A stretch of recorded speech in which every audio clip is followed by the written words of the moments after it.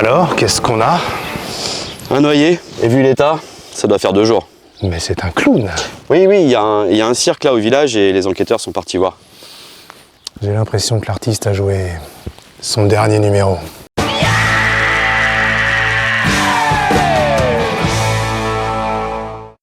Hello les amis, j'espère que vous allez bien. Nouvelle entrevue aujourd'hui, pas n'importe laquelle, parce qu'on va passer la journée ici, et oui, à la police nationale. On va passer la journée avec Damien, qui travaille à la police scientifique et qui va nous expliquer un petit peu les rouages de son service. On y va? Allez, c'est parti.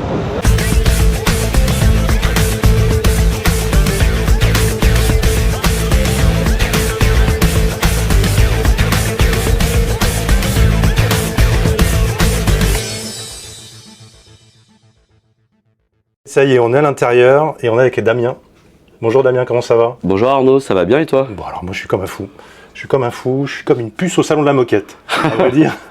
Parce que l'image. Être dans les bureaux, pouvoir voir comment tout ça se passe de l'intérieur, pour moi c'est un rêve de gosse, hein, vraiment. Bah, tant mieux. Tu vas nous servir de guide aujourd'hui? Oui, je vais essayer de vous montrer un peu ce qu'est la police scientifique, au moins celle de Bordeaux. Voilà. C'est quoi ton grade et c'est quoi ton rôle ici? Moi je suis technicien en chef de police scientifique et mon rôle c'est que je suis le chef de la section identification de la DPS 33, c'est-à-dire de la division de police scientifique de Gironde. Ok, très bien. Bon bah écoute, tu vas nous montrer tout ça. Ouais. On perd pas de temps, on y va? Allez, on y va. Allez, c'est parti.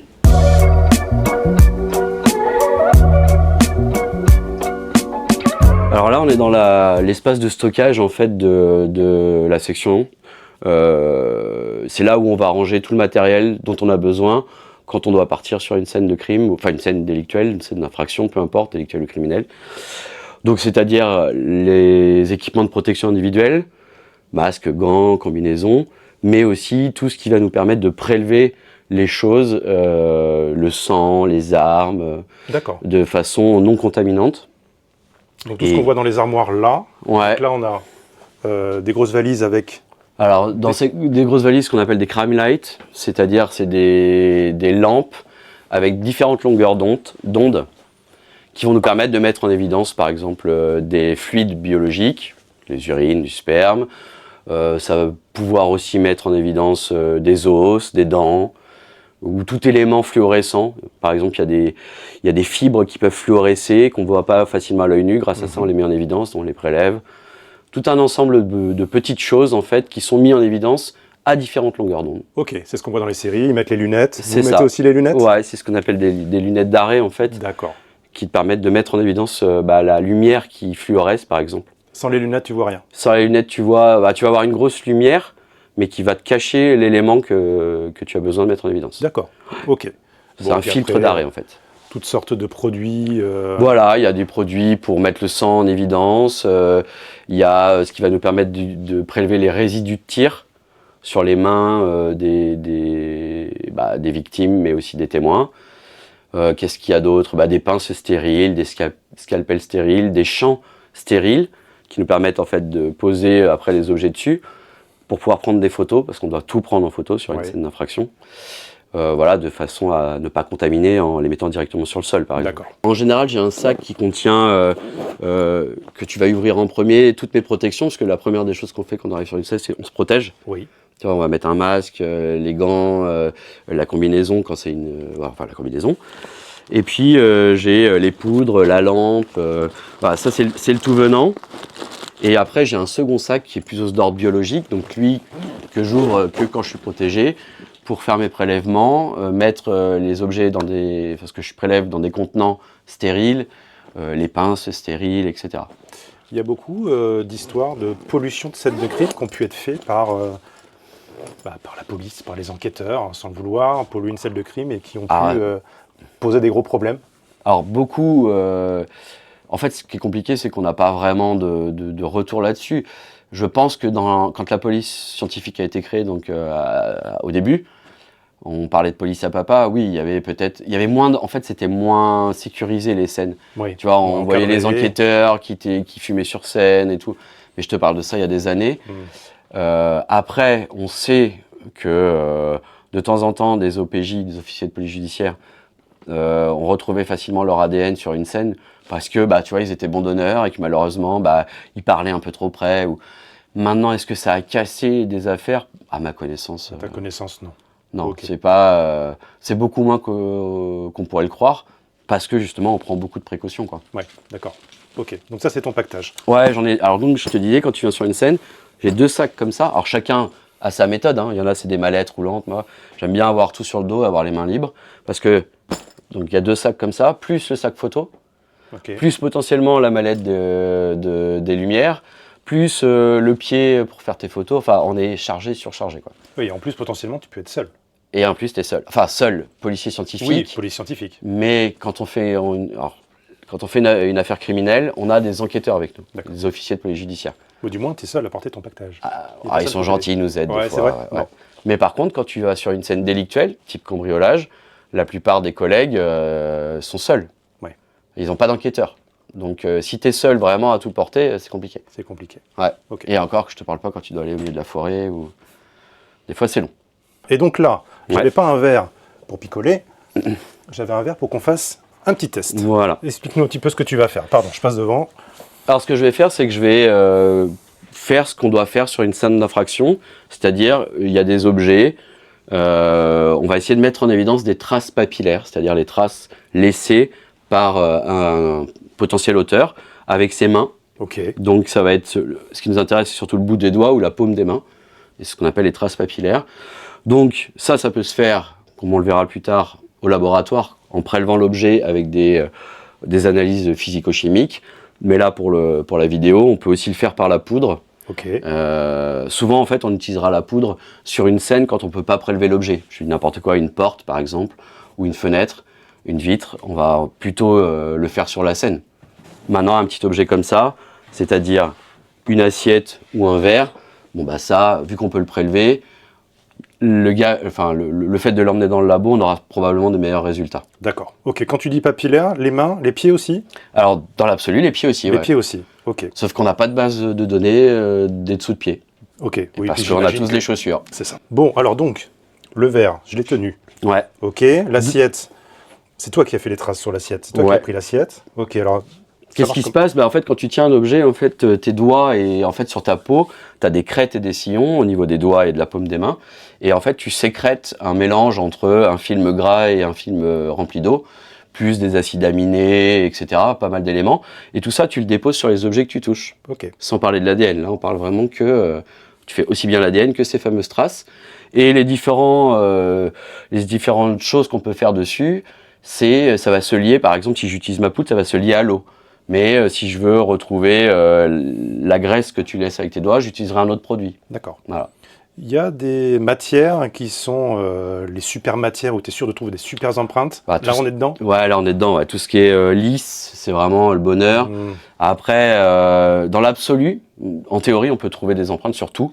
Ce qu'il y a, c'est qu'il y a comment le révéler et la qualité de la révélation. Ouais. Donc, par exemple, des vêtements, c'est compliqué. C'est voire quasi impossible.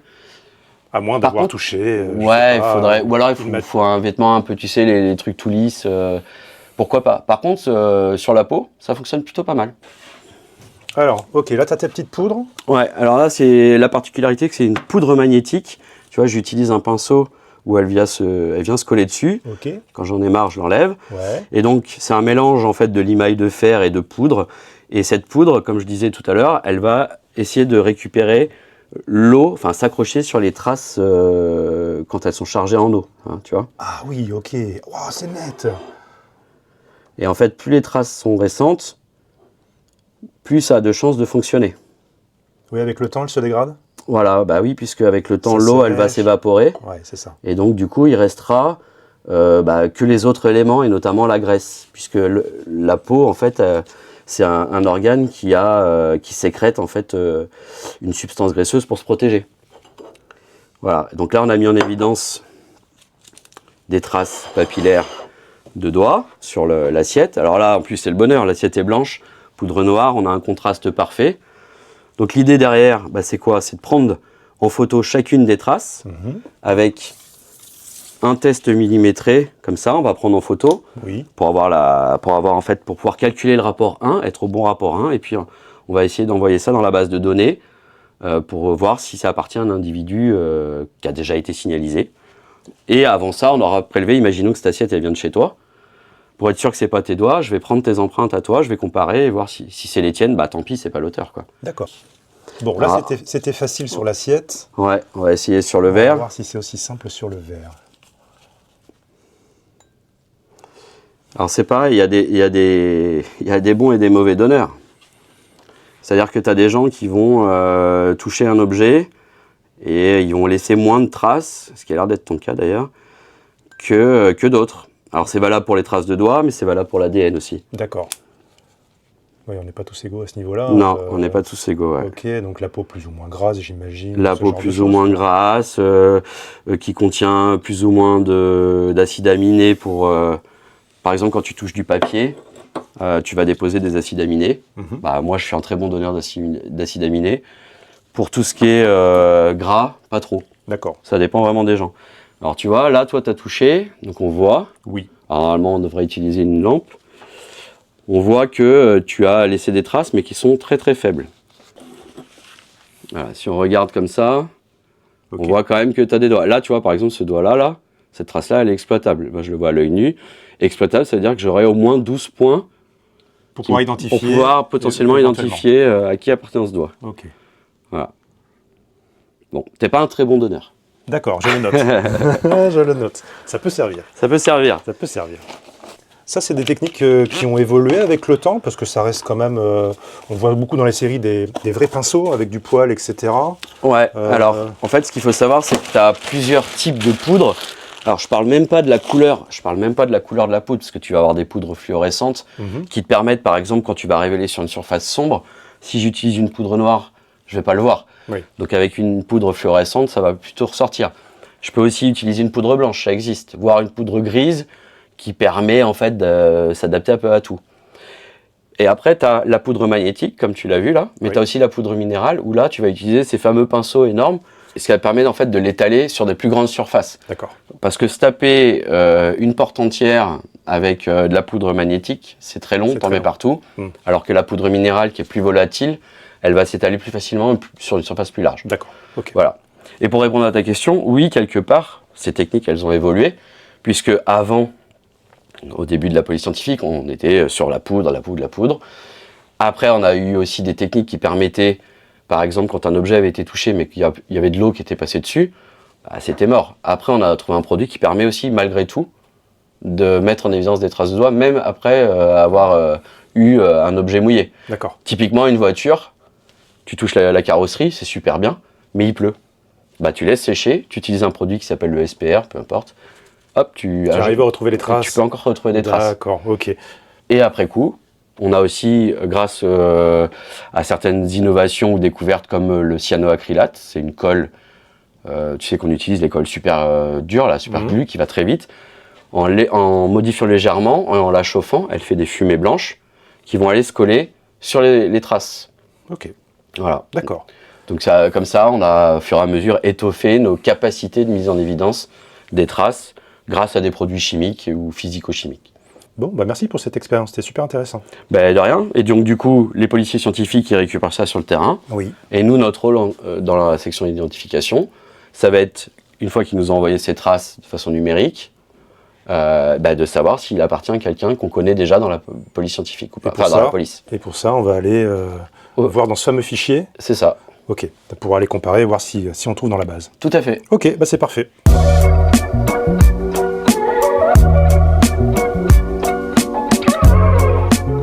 Donc là, on a pris nos empreintes. Ouais. Enfin, on a pris des traces, précisément. Ouais. D'accord. Bah, explique-nous. Une trace, en fait, c'est laissé involontairement. Oui. Alors qu'une empreinte, c'est une apposition volontaire. Que ce soit par encre, comme on le faisait avant, ou maintenant sur des scanners, quoi. D'accord. Ah oui, mais c'est volontaire.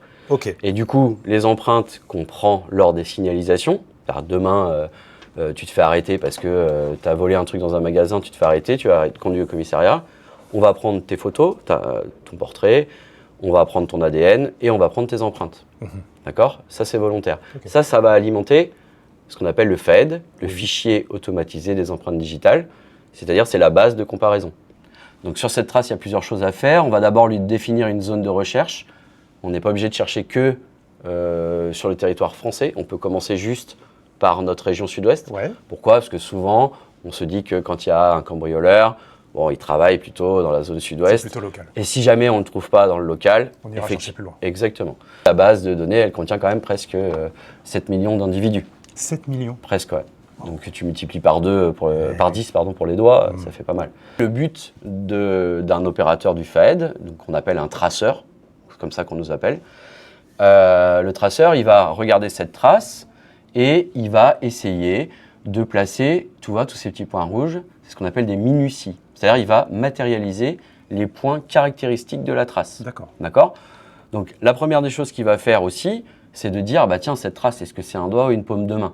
Là, on aurait plutôt la base de la main, déjà. Donc elle est bien orientée, tu vois, on aide le logiciel à lui dire, bah tiens, quand tu vas chercher, le nuage de points qu'on t'a mis là, il est dans le bon sens. D'accord. Il n'est pas n'importe comment. Donc lui, ça lui fait gagner déjà un peu de temps. Pourquoi ils ont des petites queues, ces points rouges? Alors les petites queues, c'est pour dire que, par exemple, si je prends ce point-ci là, attends, je vais l'enlever, ce sera plus simple. Pouf! Là, on voit que j'ai une crête et elle s'arrête ou elle rejoint une autre crête, peu importe le sens en fait. Si tu viens du haut et qu'elle descend, elle se divise en deux. Si tu viens du bas, en fait, elle se regroupe en un endroit. D'accord. Donc le point caractéristique, il est là. Sauf que, comment j'indique dans quel sens va ce point? Bah, là, je le note en bifurcation, d'accord? C'est-à-dire que je pars du haut et je divise en deux cette crête. Donc je lui dis, la double crête, l'information essentielle va vers le bas.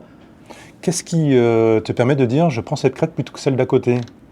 Parce que pour moi, là, oui, ça se ressemble beaucoup. On est d'accord.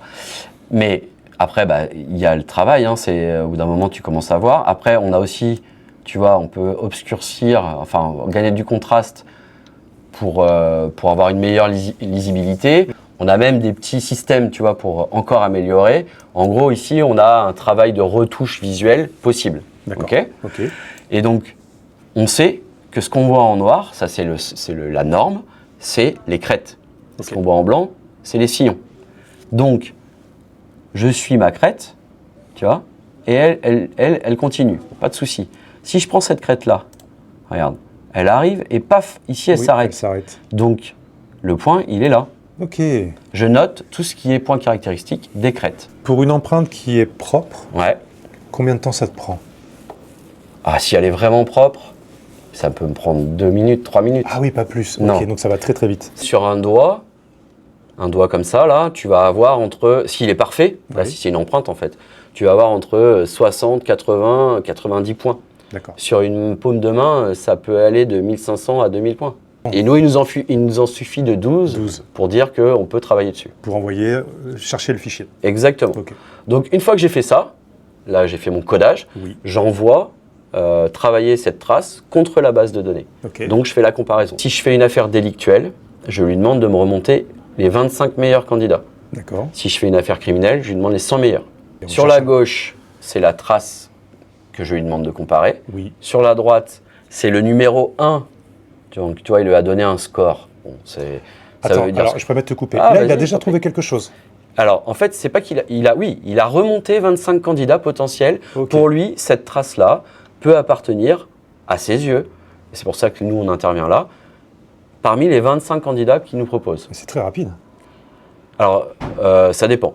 Mais oui, en fait, si tu n'as qu'une trace, ça peut être très rapide. Mais de toute façon, en fait, en gros, en 1 heure, si tu es pressé, en 1 heure, tu peux avoir un résultat. D'accord, voilà. ok. Le logiciel lui dit, voilà, ici tu as Y, ici tu as X, tu as telle matrice de points. Et dans la base de données, il va aller regarder toutes les matrices de points le plus proches. Donc, en vert, c'est les points qu'il estime être les mêmes. Ah oui. Tu vois, c'est quand même assez proche. C'est très très proche. Voilà. En violet, c'est les points qu'il ne retrouve pas de part et d'autre. Et nous, on va essayer de poser 12 points identiques. Donc, par exemple, si je prends ici, il me propose un point qu'il estime être le même que celui-là. D'accord ? Oui. Donc là, hop, je viens de poser, si tu vois en rouge, je viens de poser ce qu'on appelle une minutie. Donc toi, tu as validé. Pour l'instant, il me dit ce point-là, pour moi, c'est le même que là. Ok, bon, commençons par là, pourquoi pas. Et maintenant, je vais compter. Si je regarde ici, je me décale d'une crête, j'ai une ligne qui s'arrête, t'es d'accord ? Oui. Ici, je me décale d'une crête, je monte, mais elle s'arrête bien plus haut. Bien plus Donc haut. déjà, on sait que c'est pas lui. D'accord. Donc, je vais lui dire, c'est un no-hit. Ça ne hit pas. Et je vais faire ça pour les 25 ou 100 candidats. Quand tu as trouvé ton candidat, tu as un nom, un prénom, ou c'est Alors, simplement un Pour numéro l'instant, c'est anonyme. C'est-à-dire que D'accord. là, je ne sais pas qui c'est. Il a un numéro et je vais valider mon hit. C'est comme ça que ça s'appelle quand on a identifié quelqu'un, un hit. Et à ce moment-là, sur une autre application, j'aurai le résultat sous forme de rapport avec toutes les fois où cette personne est passée entre les mains de la police à chaque fois que c'est fait signaliser en fait. Ouais. Donc ça va de une fois à 15, 20 fois. Et on aura effectivement ses empreintes, la plupart du temps sa photo. Et tout ça, on va créer un rapport qu'on enverra à l'enquêteur. D'accord. Là, tu nous montres des outils informatiques qui marchent plutôt bien, à ce que je vois. Avant, ça marchait comment? Et avant, c'était à l'œil nu. Ouais. Donc ça veut dire beaucoup plus de temps. Ça voulait dire qu'il fallait avoir une base de données qui n'était pas forcément nationale. Donc ni informatisée ni nationale. Et ça voulait dire qu'il y avait des gens qui passaient à travers les mailles du filet, quoi. Et alors, à l'œil nu, tu travaillais comment? Tu travaillais soit à la loupe, enfin la plupart du temps, au tout début c'était à la loupe. Ensuite on a eu un appareil rétroéclairé qu'on appelle, Blandine j'ai oublié. Merci. Donc avant c'était un appareil rétroéclairé qui s'appelle l'épiscope. Et l'ancêtre en fait du logiciel que tu as vu, on compare une trace à une empreinte. Donc tu vois, on va pouvoir jouer sur la netteté, mais pas beaucoup plus, voilà, vraiment c'était... les prémices quoi. Et puis après tu comptais à l'œil nu, tu mettais un point là, tu cherchais et puis tu comptais et si tu en avais 12 de chaque côté, pareil, tu avais un hit. C'était que du physique, c'était que sur des morceaux de fiches presque comme ça, tu vois. Il fallait qu'elles soient classées au bon endroit et que le gars il se dise bon alors attends où c'est, je vais regarder là. Enfin, donc il y avait une nomenclature particulière en fait pour faciliter le classement. Mais c'est sûr que l'outil informatique, ça a révolutionné notamment pour les traces papillaires et l'ADN. Après, ça a révolutionné l'identification des gens. Ah oui, oui. Et en plus, ça fait un bruit de dingue. Et en plus, ça fait un bruit de dingue. D'accord. J'adore. Ouais, ça fait ça au départ. Regarde les premiers appareils photo qui étaient argentiques. Oh, ok. Voilà. Donc ça, c'est oui, là, il y a un morceau d'histoire. Ouais, c'est tout. C'est des bouts d'histoire de la police scientifique et de la police judiciaire. Ici, tu as Bertillon, qui est un des fondateurs, entre guillemets, de la police scientifique. En fait, lui, il était passionné d'anthropométrie. Donc, il pensait qu'on pouvait étudier la taille et la forme du visage, du corps, pour identifier les gens, en fait.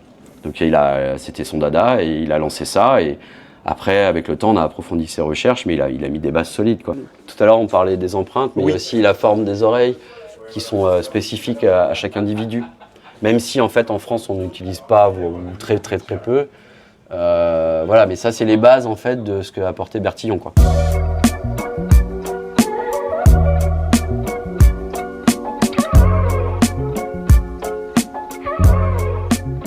On a les blousons police scientifique, etc. En fait, quand on arrive sur une scène, il faut qu'on puisse nous identifier quand même. Ça, tu utilises ces vestes-là? Ouais. Je peux en enfiler une, tu crois que c'est possible? Bah ouais, si tu veux. Pour rien vous cacher, c'est mon anniversaire aujourd'hui. Donc c'est un peu mon cadeau. Et alors là, tu me fais un énorme cadeau. Putain, mais elle te va en plus. Parce que enfiler, mais tout me va moi. Ouais, c'est vrai qu'elle te va, elle te va mieux qu'à moi. Et enfiler une veste comme ça. Attends, fais voir. Oui, si je peux enlever les morceaux de corps ou les traces de sang, ça serait bien. Ah, c'est bon, là tu peux te tourner. Là. Alors de quoi j'ai l'air? Est-ce que j'ai l'air d'un vrai enquêteur? Un vrai policier scientifique en tout cas. Après, qu'est-ce qu'on a par exemple quand on va sur des scènes, notamment des scènes d'incendie, tu vois, on nous donne, chacun choisit, mais moi j'ai pris une combinaison intégrale pour éviter de se salir. On nous donne un casque pour les zones à risque en cas d'incendie. Ok. Qu'est-ce qu'on va pouvoir te montrer? Ouais, on a des chaussures particulières. Des chaussures un peu de sécurité. Des chaussures de sécurité, voire même des bottes. Voilà, donc on a tout pour essayer de se protéger et voilà quoi, parce que... T'es déjà intervenu rivière, flotte, enfin... Ouais, ouais. Je suis déjà intervenu, même en fait, parfois on découvre un corps au milieu d'un lac. Alors souvent il est sur les rives, mais parfois il faut aller au milieu. Donc tu montes sur un bateau, on t'emmène et puis tu fais tes prélèvements d'eau. Ouais, j'ai fait ça. J'ai fait en haut d'une grue. En haut d'une grue? Ouais. Un décès en haut d'une grue? Non, c'était pas un décès, c'était une grue qui s'était fait fraquer en fait. Enfin, il y avait un vol par effraction. L'individu ou les individus, ils sont montés, ils ont cassé la vitre, ils ont volé ce qu'il y avait à voler dedans. Donc, ouais, j'ai accepté de monter pour essayer de faire mes recherches. Ouais. C'était une expérience. Donc là, ça c'est quoi? Ça c'est un gilet... C'est un gilet pare-balles. Ouais. Pare-balles? Ouais. Ok.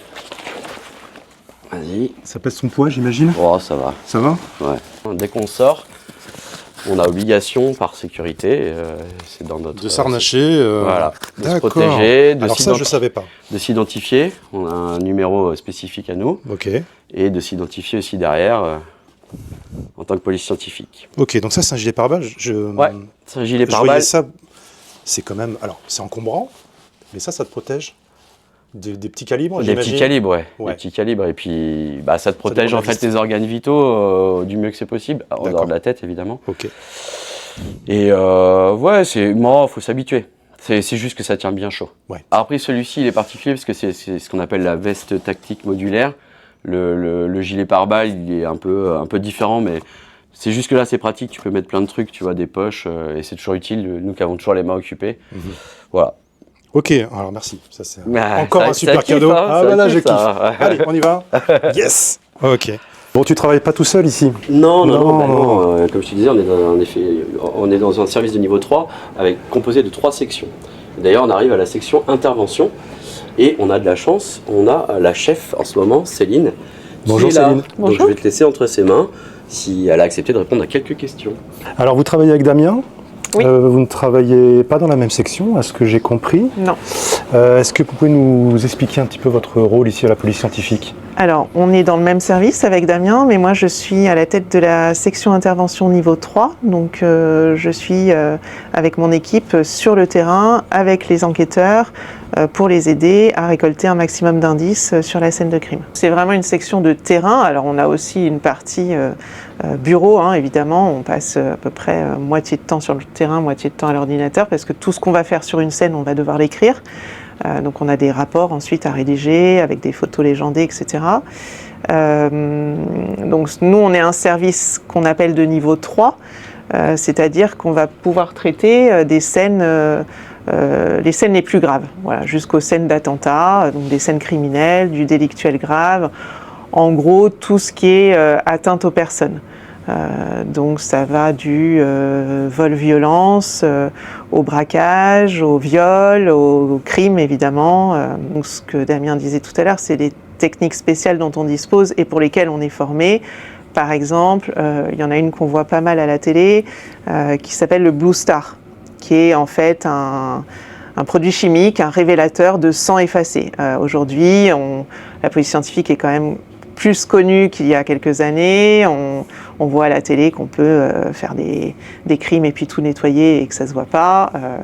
Bon, ça c'est la télé. En vrai, on peut encore retrouver, On trouve toujours même quelque quand chose. la scène a été nettoyée, des traces qui ne seraient pas visibles à l'œil nu, mais qu'on va révéler avec ce produit, notamment le Blue Star, parce que le sang même nettoyé, il peut s'incruster dans les rainures du carrelage, sur le mitigeur de la salle de bain avec lequel on s'est lavé les mains, etc. On a un produit équivalent pour le sperme qui s'appelle Sperm Tracker, qu'on peut effectivement utiliser sur des scènes donc d'agression sexuelle, de viol, qui lui va aussi nous révéler le sperme humain, et ça fait un peu comme le Blue Star, une lumière bleue fluorescente. En technique spéciale aussi qu'on utilise pas mal, c'est l'odorologie. Alors ça c'est moins connu. Oui. Donc l'odorologie, le principe c'est que chaque individu a sa propre odeur. Mais vraiment c'est une odeur unique, comme on a nos propres empreintes et voilà.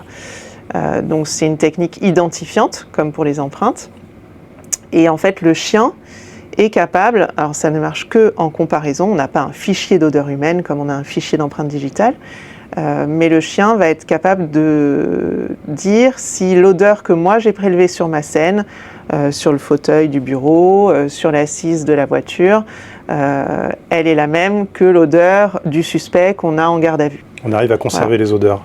Alors on arrive à conserver les odeurs assez longtemps puisque si le prélèvement est correctement fait et qu'ensuite c'est conservé dans une salle spécifique à l'abri de la chaleur, à une température stable, etc. On est pour l'instant sur des délais de 10 ans, mais les tests actuels montrent qu'on est bien au-delà en fait. On peut même parler de 15-20 ans sans doute pour des tissus bien conservés. On a ça c'est assez récent, on a une caméra 360 qui nous permet de fixer la scène. Alors quand on dit fixer, c'est prendre en photo de manière exhaustive, voilà, pour pouvoir, si la scène est modifiée, ensuite pouvoir avoir tous les éléments tels qu'ils étaient quand on est arrivé. Donc par exemple sur une pièce comme ici, on mettra notre caméra sur pied à peu près au milieu de la pièce. Elle va prendre plusieurs panoramas, sur une pièce comme ça, 2, que nous ensuite on va assembler sur l'ordinateur. Et on va construire une visite virtuelle. Donc c'est un peu comme si vous alliez dans Google et que vous vous baladiez dans la ville, vous pourrez faire la même chose sur la scène de crime. Et puis on peut y insérer des photos d'indices pour les voir de près, on peut insérer un plan, on peut insérer même des vidéos de caméras de la ville, par exemple, de vidéosurveillance. Voilà, donc ça fait un truc un peu complet qui, je pense, à terme, va remplacer l'album photo qu'on fait actuellement. On a abordé le sujet avec Damien, l'intelligence artificielle, vous la voyez. Vous arrivez à imaginer le service d'ici, je ne sais pas, peut-être une vingtaine d'années. Comment ça peut évoluer? Quelle direction ça peut prendre? Alors l'intelligence artificielle, je pense, fera forcément partie, surtout dans 20 ans, de notre métier. J'ai un peu du mal, moi, sur ma section, à voir dans quelle mesure ça pourrait nous être utile, mais parce que sans doute je ne connais pas encore bien l'outil. En revanche, sur des fichiers comme le fichier des empreintes digitales, oui, ça peut être, je pense, un atout ou un gain de temps. Oui, c'est ça surtout. Mais je pense que dans notre métier, que ce soit à l'identification au labo ou pour moi, il faudra quand même l'œil humain. C'est-à-dire qu'on ne pourra pas remplacer complètement l'humain. Sur une scène de crime, toutes les scènes sont différentes. Et on a besoin de l'expérience humaine, de terrain, pour savoir où chercher, quoi chercher, quel prélèvement privilégier.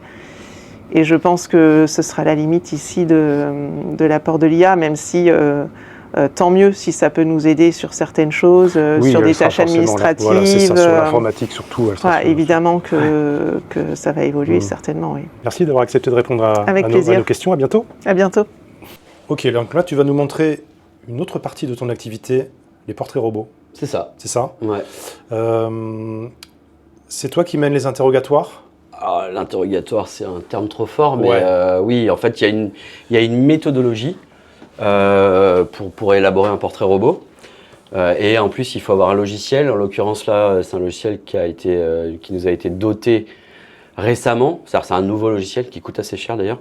Donc, c'est pour ça que c'était un peu difficile de l'avoir, mais qui est vraiment très performant. Et voilà.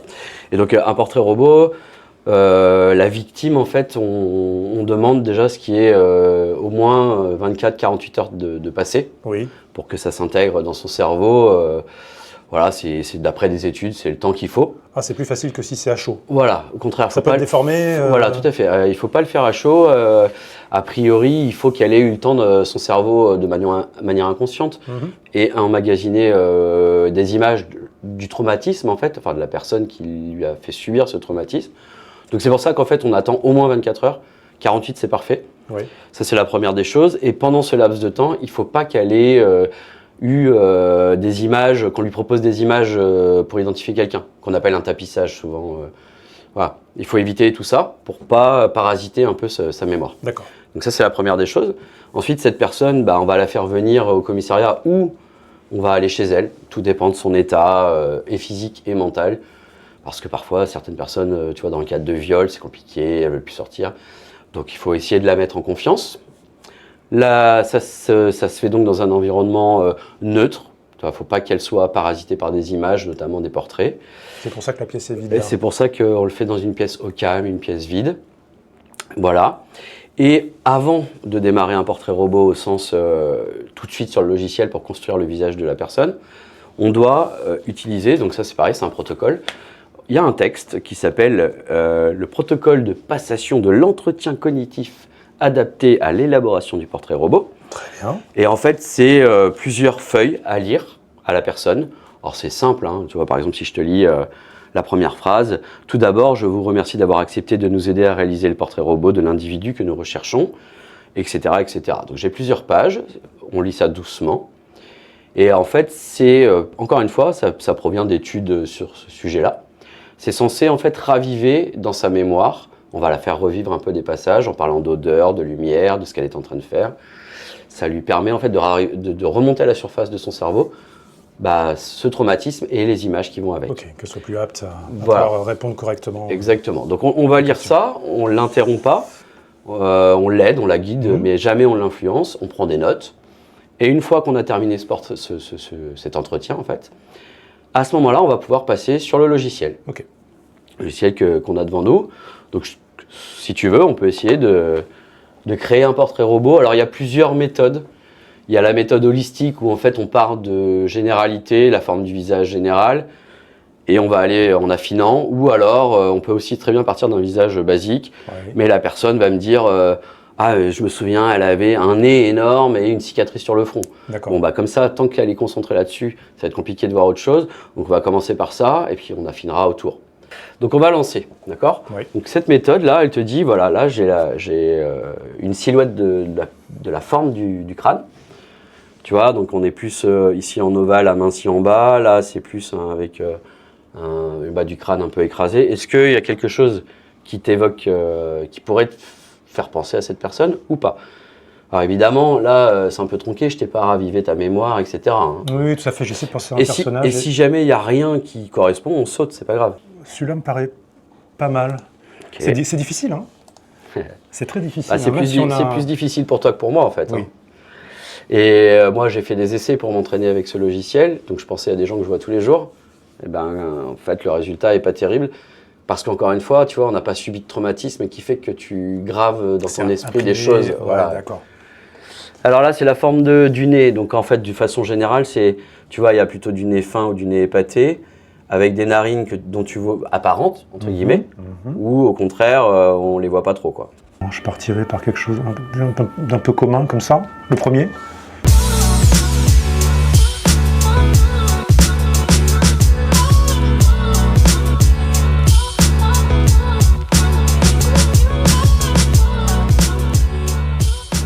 Donc voilà ce qu'il nous a proposé suite à ta description d'origine. Ok. Après, les cheveux, je ne sais pas si ça correspond, mais ce que je peux faire, c'est de faire défiler toute une série de cheveux, et puis on va mettre en mémoire celles qui te conviennent, au moins ne serait-ce que par la forme et l'implantation. La couleur, ça, on peut le modifier plus tard. Ok. Non, il n'a plus de cheveux. Plus de cheveux ? Plus de cheveux. Il est chaud. Voilà. Ouais. Ok. C'est Lex Luthor. Dis un autre trait que tu veux qu'on rajoute tout de suite qui pourrait t'aider. De la barbe. De la barbe ? Ouais. Ok. Après, donc, on peut bouger les yeux, les narines, le nez. On peut rajouter aussi des expressions. Tu vois, par exemple, je peux lui ajouter ça. Bon. Après, ça se travaille. Oui, bien sûr. Mais tu vois, l'idée, c'est de lui rajouter Un peu de vécu, quoi. Ouais, un peu de vécu, ou beaucoup de vécu. Ah. Tu vois ? Ok. Des choses comme ça.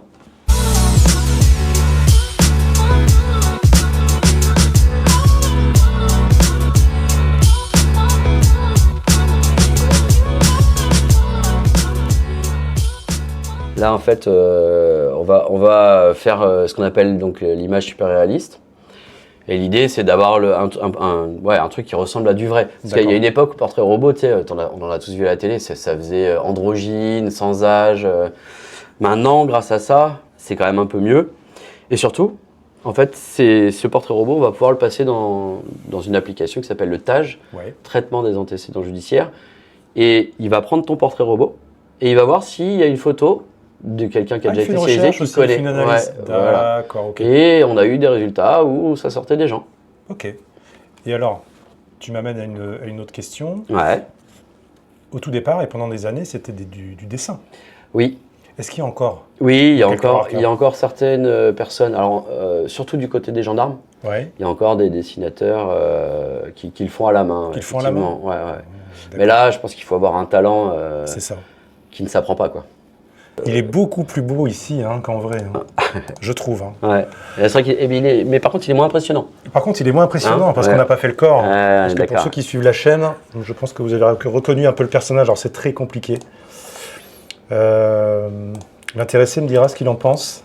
Je prendrai... On peut lui mettre un petit peu des fringues. Et là, on est bien. On est bien. On est pas si mal, là. Ouais. On lui met quelques fringues. Alors, ça passe ou ça casse. Me fais pas le mal, je t'en prie. Okay, c'est une expérience. Ça, voilà. Donc, c'est ce qu'on fait pour les victimes d'agression sexuelle ou même des fois juste en simple témoin. Est-ce qu'après, une fois que l'enquête est résolue, est-ce que c'est repris? Est-ce qu'il y a un travail pour dire, bah voilà, on a retrouvé la personne, là on a le portrait robot, est-ce qu'on peut analyser, retravailler? Alors retravailler, ça n'a plus d'utilité puisque ça a été retrouvé, mais par contre pour progresser moi, et on fait tous pareil, en fait souvent quand on rend le portrait robot à l'enquêteur, donc on fait un rapport officiel, et on lui dit par contre si à un moment donné tu as identifié la personne, ce qu'on aimerait bien c'est que tu nous donnes une photo, et que nous on voit si ce qu'on nous a expliqué, on a réussi à le rendre comme c'était. On fait ça pour s'améliorer et manipuler encore mieux le logiciel pour être au plus proche de la vérité, quoi.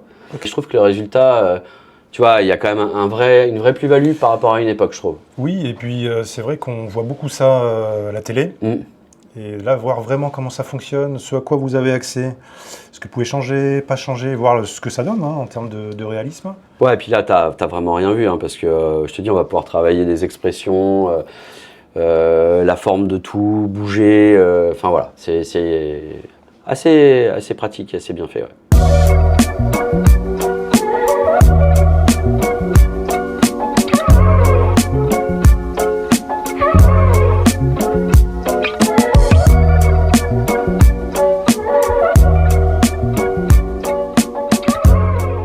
Là, on est dans le labo? Ouais, c'est ça. Le laboratoire? Oui, en fait, on appelle ça le labo par abus de langage, mais on est donc en fait à l'endroit où travaillent les effectifs de la SCC, section criminalistique conventionnelle. Autrement dit, c'est là où ils vont révéler sur différents supports des traces papillaires. D'accord. Donc les supports, ça va du poreux, papier, à du lisse, plastique, verre, métal, voilà, tout genre de choses, à peu près tout type. Encore une fois, avec les mêmes limites qui sont les tissus, les textiles, c'est compliqué. Et en fait, dans ce labo, donc, ils sont accrédités. Donc, ça veut dire qu'il y a des normes qualité, vérifiées chaque année, un peu, enfin pas un peu, mais pour pouvoir en fait travailler comme l'ensemble des pays qui sont en Europe, à peu près tous, et que les résultats soient équivalents, on va dire. D'accord. Tu as travaillé avec de la poudre tout à l'heure. Ouais. C'est quoi les autres techniques d'identification? Qu'est-ce qu'ils utilisent ici qui oblige à être dans le labo? Alors la plus connue, c'est la technique dite de fumigation au cyanoacrylate. Donc en général, on utilise une cuve de fumigation comme celle-ci ou comme plus ancienne, la blanche là. Ouais. Et donc dedans, tu vas mettre tes supports. Donc là, c'est que les supports lisses. Ah, ça marche pas sur le papier. Sur tout ce qui est lisse, ça fonctionne, donc métal, verre, etc. On va les mettre dedans, les objets, et on va poser de la colle du cyanoacrylate, cette colle blanche liquide là, et on va la faire chauffer. Et à une certaine température, elle s'évapore, et en fait, cette fumée va se poser préférentiellement sur les traces grasses laissées par les doigts sur les objets. Et donc ça révèle les... Et donc ça va les révéler. Les traces. À l'issue de ça, on fait une prise de vue en photo. Voilà, avec des normes, enfin un standard quoi, et on pourra l'utiliser pour le FAED. Ok. Sur le papier, ils vont utiliser un mélange de, alors il y a plusieurs, mais il y a ninhydrine, il y a du DFO, il y a pas mal de choses. Donc ils vont faire tremper le papier dans cette solution et ils vont attendre que ça révèle les acides aminés dans le papier. D'accord. Puisque sur le papier, en fait, les acides aminés avec l'eau, ça traverse le papier, ça va migrer en profondeur. Voilà, ça reste pas en surface. Toutes les traces qu'ils ont révélées, ils sont obligés de les prendre en photo. Oui. Et du coup, il n'y a pas de flash, mais il y a un éclairage adéquat. D'accord. Tu as un éclairage blanc, mais tu as aussi un éclairage UV, parce qu'il y a pas mal de ces produits qu'on utilise qui réagissent aux UV et qui permettent d'être fluorescents et donc de faire la photo dans des bonnes conditions. On a une étuve, en fait, qu'on appelle, tu peux appeler ça un four, mais qui te permet en fait de chauffer les supports pour certaines méthode qu'on utilise, il y a besoin de chauffer le support pendant un moment pour que la réaction se fasse et se fasse correctement. Donc ça, c'est... oui, qu'est-ce que c'est que ça? Ça, c'est une... Pareil chez le coiffeur. Ouais, non. Là, ça te fera pas des bigoudis, ça. C'est une hotte aspirante. C'est le même principe qu'une Sorbonne, comme là. Tout ça, c'est pour protéger en fait les effectifs qui travaillent avec des produits chimiques quand même relativement dangereux. Oui. Il y a des mélanges ou des moments où ils ont besoin de le faire sous hotte aspirante pour pas se prendre les vapeurs, même s'ils se protègent avec des masques. Et d'ailleurs, la plupart du temps, ils travaillent dans des conditions de non-contamination, c'est-à-dire que l'élément qu'ils ont, ils vont aussi pouvoir faire des prélèvements ADN dessus. D'accord, oui. Donc ils sont obligés de faire attention, tu vois, tout est décontaminé, nettoyé, etc. Oui, parce que tu parles de toxicité, tu nous expliquais tout à l'heure hors caméra, moi j'employais pour rigoler le terme luminol. On voit beaucoup ça dans les experts, le luminol. Ouais. Et donc tu m'expliquais que ça a été remplacé ça depuis? Ouais, le luminol à l'origine, donc utilisé par les chasseurs pour traquer les bêtes blessées, surtout dans le noir, en fait, ça fluorescait. En fait, c'est quelque chose de très dangereux pour la santé, cancérigène. D'accord. Et comme ça a été répandu dans la police scientifique, le Blue Star, le produit qui permet de révéler les traces de sang, ils ont remplacé le luminol par un autre réactif qui marche tout aussi bien, mais qui est un peu moins dangereux. Moins dangereux, oui. D'accord, ça reste quand même... Voilà, c'est pas un produit qu'il faut boire ni s'injecter sur soi, mais c'est quand même plus sécure. C'est plus sécure. Pour ceux qui travaillent avec. Mais c'est vrai que dans les labos de police scientifique, que ce soit nos labos à nous ou les laboratoires de police scientifique, ils utilisent des produits qui sont pas sains, donc il faut se protéger, mettre des habits, des EPI, des équipements de protection individuelle, ce que je disais, masques, gants, Charlotte, etc. Mais aussi travailler sous les Sorbonnes quand il y a besoin. Là, qu'est-ce que c'est? Qu'est-ce qui est câblé là? C'est quoi cette machine? Ah, alors ça, c'est une machine qui permet en fait de révéler les traces de foulage sur le papier. C'est quoi une trace de foulage? Ouais, dis-moi. Tu sais? Non. T'as déjà pris un bloc-notes et frotté ton crayon de papier dessus comme ça? Oui, absolument. Et donc quand t'as révélé ce qu'il y avait écrit avant. Oui. Bah, c'est le principe. D'accord. Voilà, donc en fait, ça permet de, sans utiliser de crayon, mais avec une poudre et des charges électrostatiques, de faire passer la poudre sur le papier, de révéler ce qui a été ce qu'il y avait écrit dessus, des numéros de téléphone, des informations. D'accord. Voilà. Ouais, effectivement, c'est un peu plus un peu mieux que de frotter avec la ligne du stylo et révéler ce qu'il y avait derrière. D'accord, très bien. Alors, qu'est-ce qu'on a? 2 cadavres. Une soirée trop arrosée qui a sans doute mal tourné. On dirait que la fête est terminée.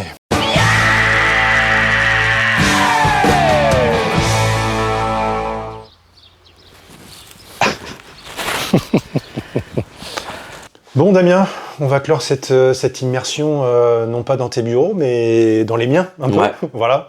Je voulais te remercier de m'avoir invité dans tes bureaux.